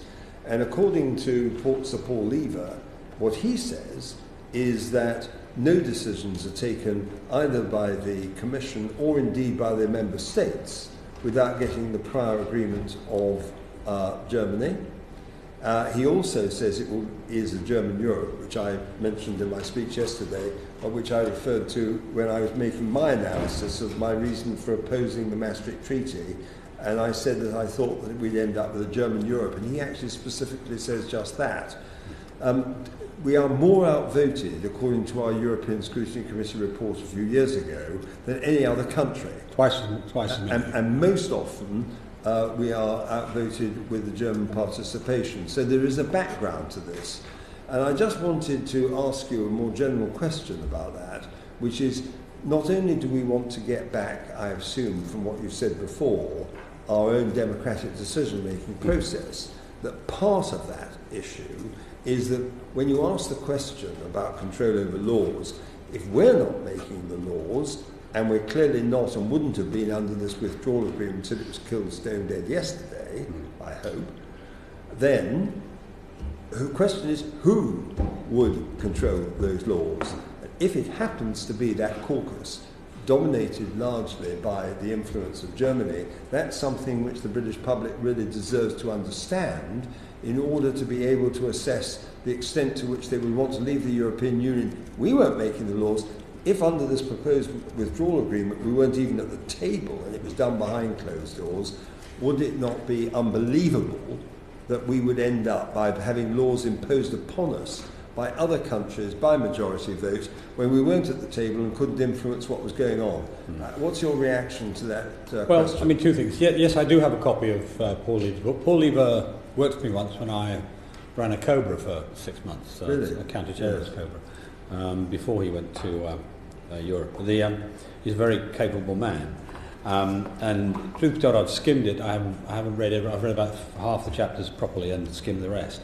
But yes, his basic argument is that Germany uses its influence to make Europe behave in ways which work to its own national advantage. There's no surprise in that. There's not a crime. But it's long been understood that essentially the three dominant influencing factors in the European Union are the Commission, Berlin and Paris. And if they are in if they're aligned, then whatever they're aligned over happens. You had a demonstration today. If you look at the Bavarian press this morning, I think it was the deputy head of the CSU said that Berlin should intervene bilaterally in this process. Now that the British Parliament has thrown out the proposal yesterday, they can't. Bavaria was very exposed to Anglo-German trade. They can't let no deal happen. Therefore, they should intervene bilaterally. We'd be unsurprised to see that happen. The second thing is, in this context, is that this has changed over the course, or not. The facts you've described have been true for my entire time in Parliament and my previous time as a Minister at the Foreign Office. What has changed has been the method or the mode in which the influence has been exercised. When I was a Foreign Office Minister 20 years ago or so, the Germans were very reticent about being seen to exercise power. That's because of the history, understandable. And so they're very sort of backward about coming forward. A combination of things, the passing of time, the enlargement of Germany, have all made it feel more confident, probably, about exercising that power more publicly. And so you see more of it now. Even assertive? Even assertive? Possibly, yeah, assertive. Now, and that was, so that's been one direction. A slight backward direction since Mrs. Merkel has become less dominant in her own country. But broadly speaking, yeah, Lieber is right. But this is a truth that's understood in Europe, and it's accepted in Europe as part of the price of the peace, stability, and as they see it, economic success of Europe. I'm not entirely sure I subscribe to the last view, but that's how they see it. Thank you very much. I'd like now to move on to the Ministerial Code. The question that I'd like to put is this. Is there a case for arguing that despite the provisions of the Ministerial Code and the Cabinet Manual regarding the confidentiality of legal advice given to ministers by the law officers, I'm now referring to the provisions which relate to the Attorney General and so forth, that the circumstances surrounding Brexit are so extraordinary that any and all the legal advice from the law officers should be made public through the negotiation process, bearing in mind, of course, that we've had this resolution of the House of Commons in relation to the publication of the Attorney General's advice, which it would appear has not been complied with. And furthermore, you may be interested to know, if you haven't seen it already, that we've had some very strong exchanges with the Prime Minister over this subject. We wrote her a letter, it's on our website, and she's replied, in our view, rather unsatisfactorily, to say the least. But I'd like to get your sense. I mean, for example, when you went into the Chequers meeting, were you aware that there had been no advice taken from the law officers in defiance of the Cabinet Manual and the law officers' advice? Yeah, I mean, no, I wasn't necessarily aware of that. I was focusing, frankly, on the 5 elements which, in my view, didn't require a lawyer to tell you that they were wrong. My view on the code, with respect to legal advice, is it's a sort of national interest consideration. Government undoubtedly overuses the convention of non-disclosure of legal advice. I mean, when you have a convention like that, governments will always overuse it. I suspect I would myself in the post. But it seems to me there are a couple of overarching considerations, and they go in different directions.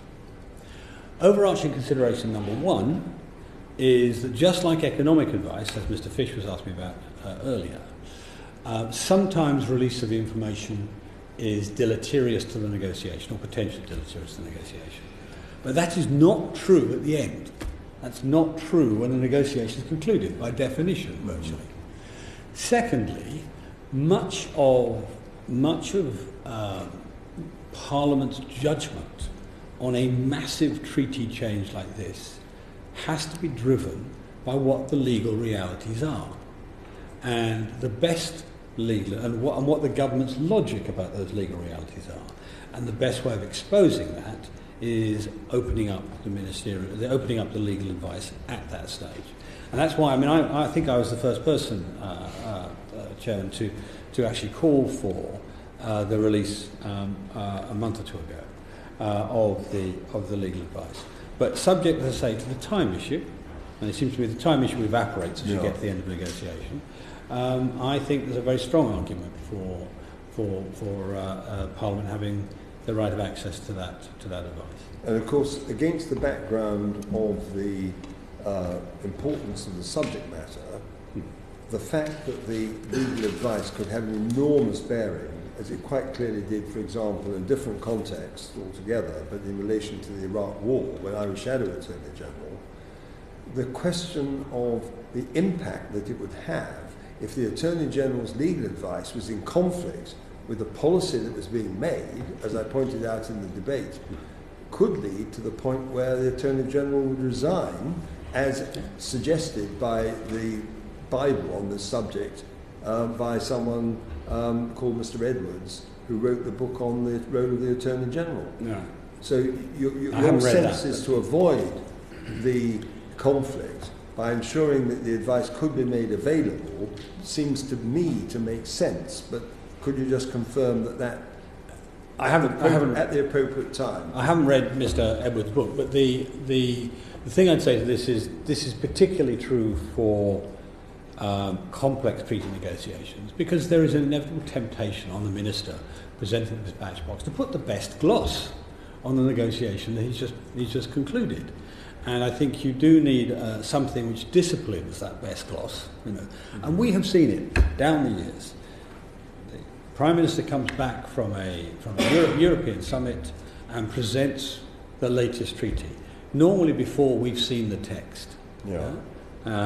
And everybody cheers, or everybody on one side cheers, it goes through, and then a little while later you start to unpick things and realise what the reality is.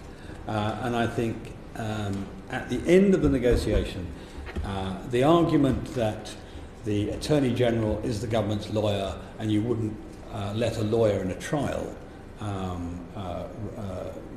open their advice up to the other side is a bogus analogy. Actually, he's not necessarily just the government's lawyer. He's the lawyer for Parliament and for the people. But if we could pass on now, because David Jones has got a question which we'd like to hear the answer to. Yes. Again, it's in a similar vein. As you know, the Cabinet Manual provides that paper should be provided to Cabinet members in a timely manner, Friday before a Tuesday meeting, or at least 48 hours for Cabinet Committee. You'll know that there was a strong suggestion that before certain important Cabinet meetings considering the issue of Brexit, papers were delivered rather late. Can you comment on that? Yes, it's true in some cases. Sometimes I think deliberately for an understandable purpose. There have been quite a run in the last 2 years because of the internal controversy about Brexit in the Cabinet, having different camps, as it were, of things being leaked inappropriately. There have been occasions when the Cabinet's been asked to come an hour or 2 hours early and read through the papers in place, and they don't keep the papers taken away. That is the typical behaviour, for example, in the National Security Council too. So that's been the case. I've always assumed that because the Cabinet Secretary has been privy to this process, indeed has normally organised it, that it meets the Cabinet Manual. But yeah, that's certainly happened. Did that cause, in practice, difficulties, would you say? Well, this is a complex subject, and many ministers, I'm sure, would have preferred to be able to discuss these things with their special advisors, maybe their senior policy advisors in the department and so on. And so it obviously inhibited that, curtailed that completely. But that's a balancing act call with the need for a degree of confidentiality. I mean, I understand what your critique is, Mr. Jones, but I have to tell you that you will remember, there were times when I was tearing my hair out. There are things that the Cabinet chose to leak from time to time, often just before I went off to negotiate.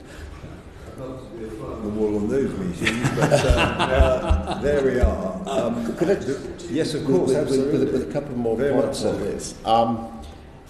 Would you say that, I mean, for particularly important meetings such as Chequers in July, the Cabinet members who were considering what was a very complex set of issues had sufficient time to digest the papers before the discussions began?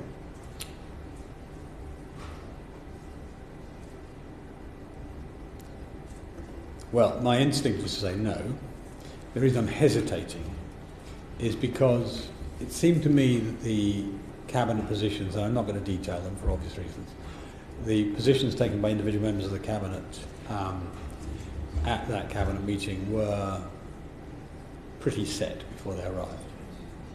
And nothing they'd read changed those positions? Nothing was going to change the positions. And just one other point on Chequers, and you may not know the answer to this, but it was again widely reported that the papers had been sent to the German Chancellor before they were seen by Cabinet members. Do you know anything about that? No, I don't know the answer to that. I don't know the answer to that. It's quite a difficult call, this, because, I mean, at one level of propriety, you clearly don't want to disclose things to anybody else until the Cabinet has seen them. And I don't think for a second that she would have got all the papers, because it was that much paper. But undoubtedly at some point the Prime Minister has to do in a negotiating round, talk to other heads of state to feel out whether something is going to fly or not. Now, truth be told, if that rumour, it was in the papers, so if that rumour were true, it wasn't very effective, because what happened within a week or so was that the Chequers proposal was rejected by our colleagues around Europe. So it didn't work, did it? But I don't know the answer. I'm just guessing. I don't know the answer. Thank you. Michael Tomlinson, please. Chairman, thank you. I want to pick up some questions that Marcus Fish asked you about, and your answers about no deal preparations. I hate the phrase no deal. Yeah. I much prefer WTO, clean Brexit, clean global Brexit. Yeah. I remember you saying preparing for every eventuality was quite a good way of doing it. But you mentioned March and wanting to ramp up preparations in March. Is it the fact that in fact the case was you did increase preparations in March, but just weren't able to publicise them as you would have liked to have done so? Some of them some you could. If you didn't have to publicise them in order to ramp them up, you could.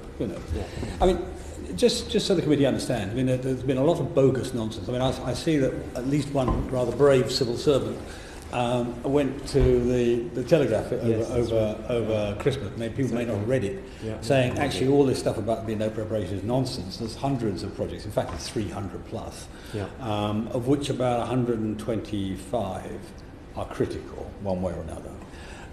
Now, typically speaking, at any point in time, about 10% of them will be late.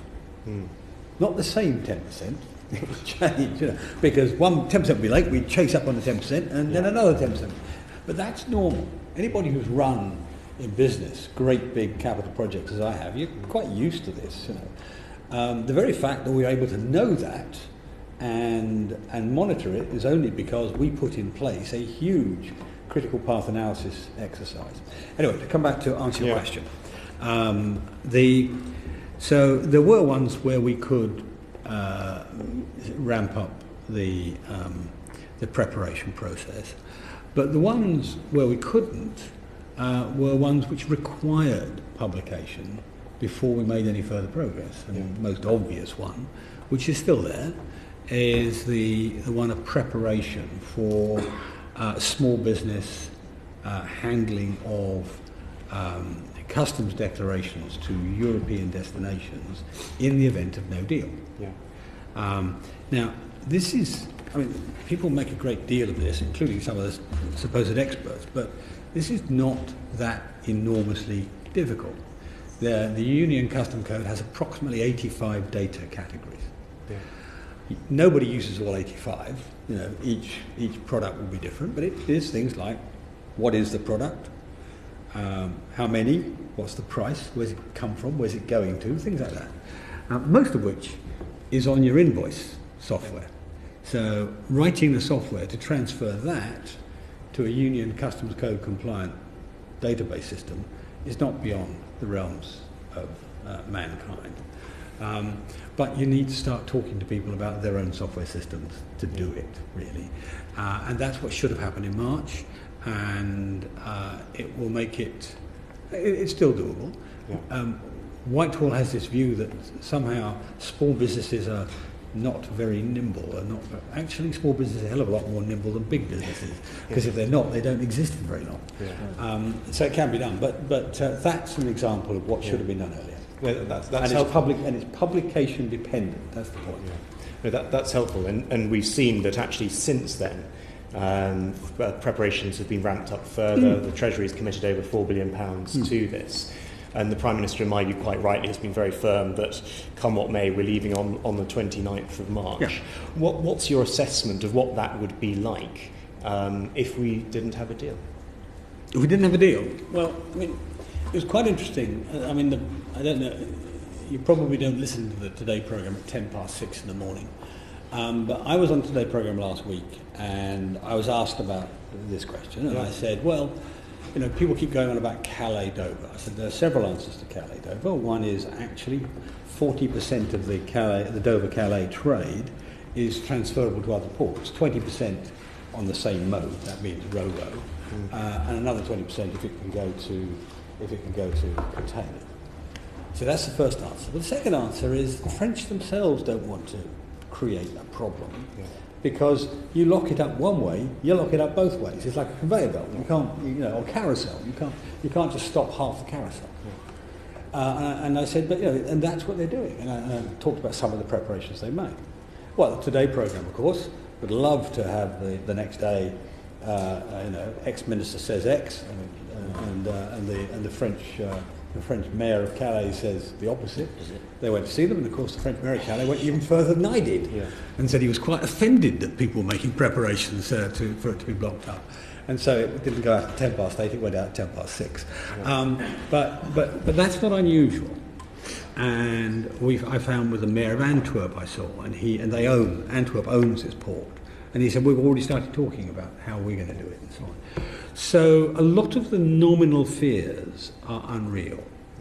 But let us imagine for a second, and I'm just now imagining the worst case. I don't think it will happen, but let's imagine the worst case. Let's imagine they're given an instruction from Brussels via Paris to not do this, to cause a blockage. Well, how long do you think that would last? We can go around it. They can't. We can go around it, but I don't think French farmers are going to be sending things to Rotterdam, but we might send things to Hull to go to Rotterdam or wherever. How long will it last? You've got the yellow jackets already demonstrating in France. You'd have French farmers in their tractors on the Champs-Élysées. You'd have really, really serious civil disturbances in France, because that's traditional there, when they want to object to that sort of thing. The economic impacts are quite sizable for the other states. More sizable, and the starkest one is Ireland. Ireland with a big 70 billion, is it, I think, of trade with us every year, and something like 70% of their beef trade comes to us. Now, under the circumstances of a what you might term the worst no deal or a World Trade Organization deal arrangement is a spectrum in its own right. But the worst case of it, it's not going to go on for very long, because other countries are going to want it solved quickly, and so there'll be a lot of bilateral activity. That's why this point I made to somebody earlier, I think maybe to the chairman, about the Bavarian deputy head of the CSU's response is relevant here. It's often very regional concerns. The head of Northwest France, Xavier Bertrand, has said time and time again, I want a good deal for Britain. I want, So If there are problems, they'll be over the course of the summer. Yeah. And I think they'll come to a relatively rapid fruition because it's uncomfortable for our allies and our friends. And I don't want it to be uncomfortable for them, but that's the hard reality in the event of that happening. Which is why I don't think it'll happen in the first place, but B, if it does happen, it'll be quite quick to resolve it. Chairman, just the second part of that, just Sorry, very briefly. I think I just want to be sure you're comfortable at the moment, because this is a very interesting session, and I just want to know whether you need to get off or whether you're happy to stay on for a few more minutes. I think I'm happy for a few minutes. Let me just check. And, famously never look at my own diary. And, today.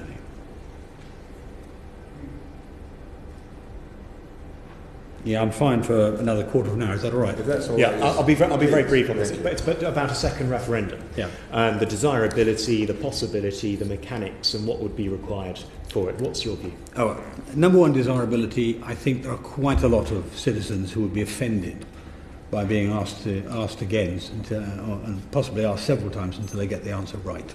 I mean, that's the way they'll see it, whatever the argument is here.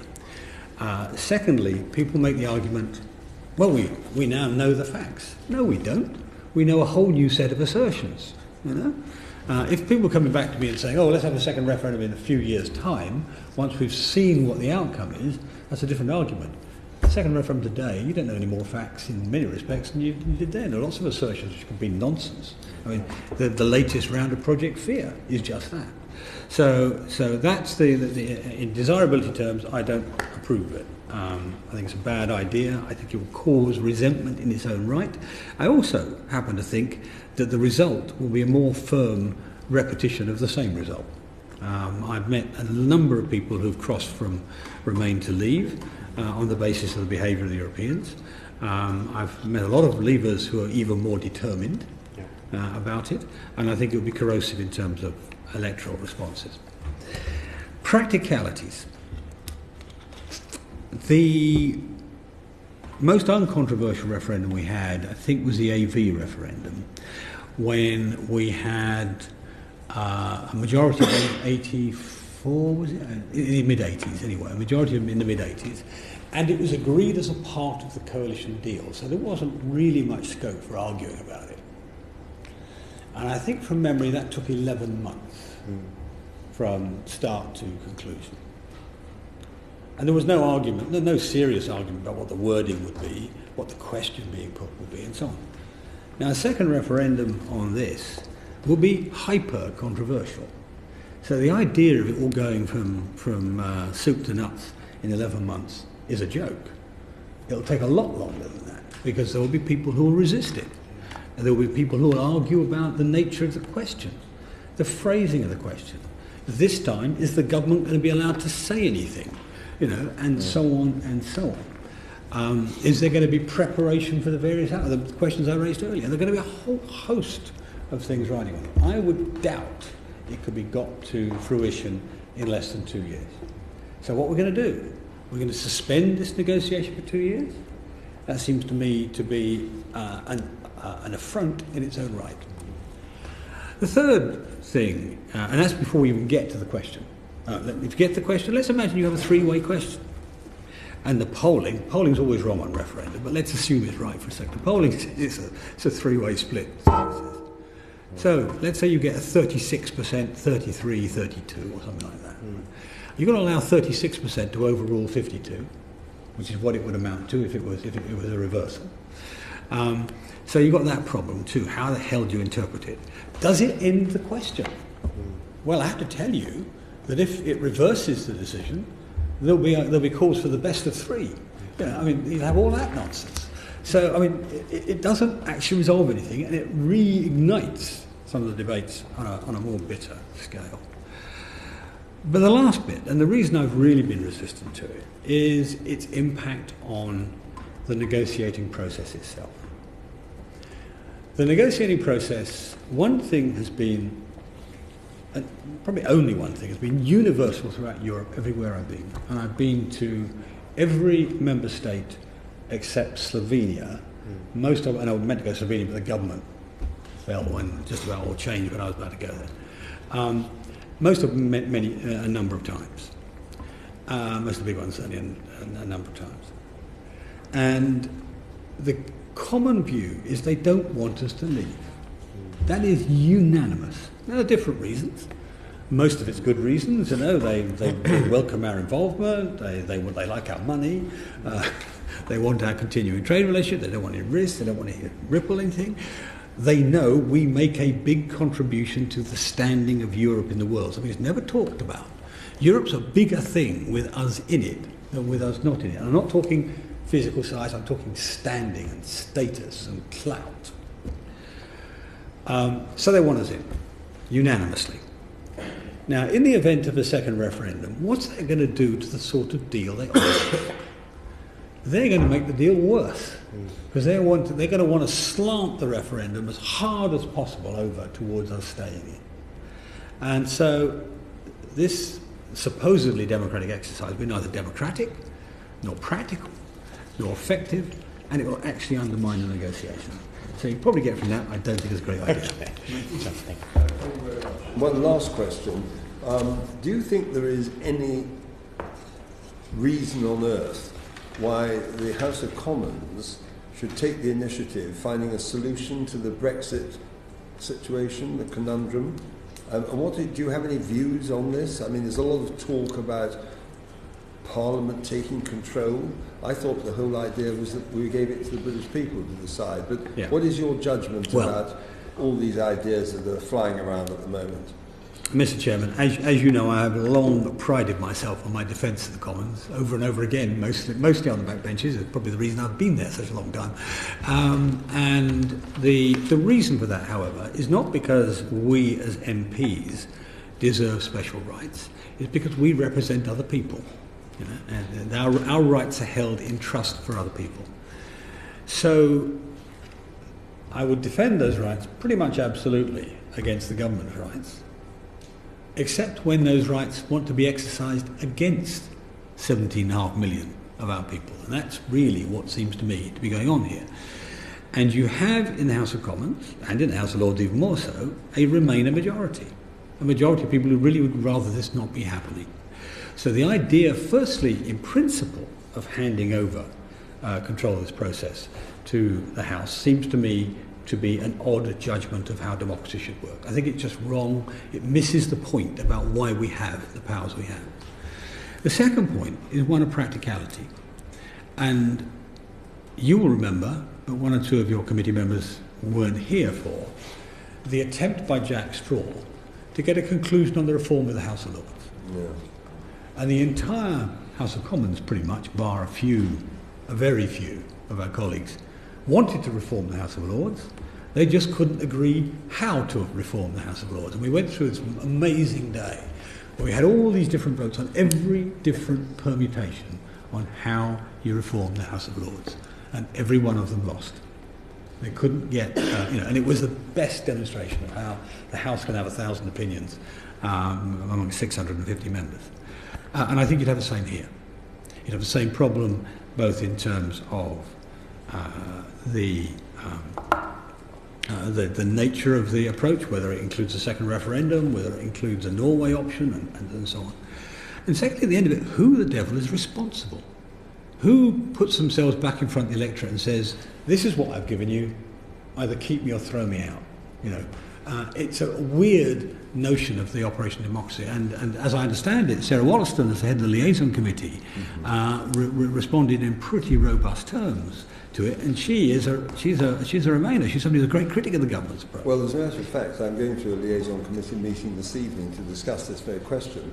I just finished because you've been extremely generous with your time and also with the way in which you've answered these questions. But just to mention that historically, the last time, given the fact this is about who governs this country, this whole issue, and how, the last time it happened was actually around 1653, believe it or not, when, after having executed Charles I, Oliver Cromwell had taken over, and they then found that the ideas were emerging that Parliament should run the country, and the Barebones Parliament, named after somebody called Praise the Lord Barebones. All right. He was the man in question. And Oliver Cromwell just completely gave up in despair. And that was when he said those famous remarks about, "You have been here too long for any use you have ever achieved. Yeah. Depart, I say, in the name of God, go." And he took the army in to get them out. Well, so we don't want anarchy, and I just hope that that's the lesson. That Hopefully some we won't people- arrive there, but there is a reason, Mr. Chairman, for the Crown in Parliament, and you will know better. I mean, both yourself and your history, your antecedents will know better what than me, why that's important. But it's a model which you might not have designed, but actually has worked brilliantly down the centuries. But let me just make one warning about the mechanism being used to try to achieve this, the so-called Bowles amendments.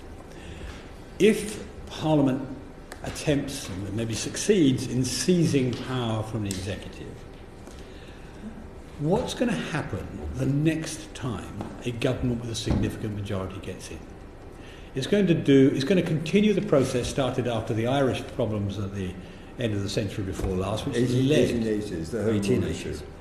And what will happen next is, instead of just controlling the agenda of the House, the timetable, the next government will say, we will also dictate the rules of the House and not allow them to be changed by a Speaker. And that, in my view, will be a serious damage to our Constitution. So I think we're playing with fire with this. And I speak as somebody who, generally speaking, actually more than most of the advocates of this, has been a great defender. I've been an enthusiastic defender of the rights of the House, and I'll continue to be, but not when it's against our own interest. Well, that's extremely interesting, and thank you very much for a long session, but a very interesting one. And by the way, we'll go into the records when people come to evaluate this, not just for our reports, but the historians will be very interested to see your perspective on that, and thank you very much for coming. Thank you.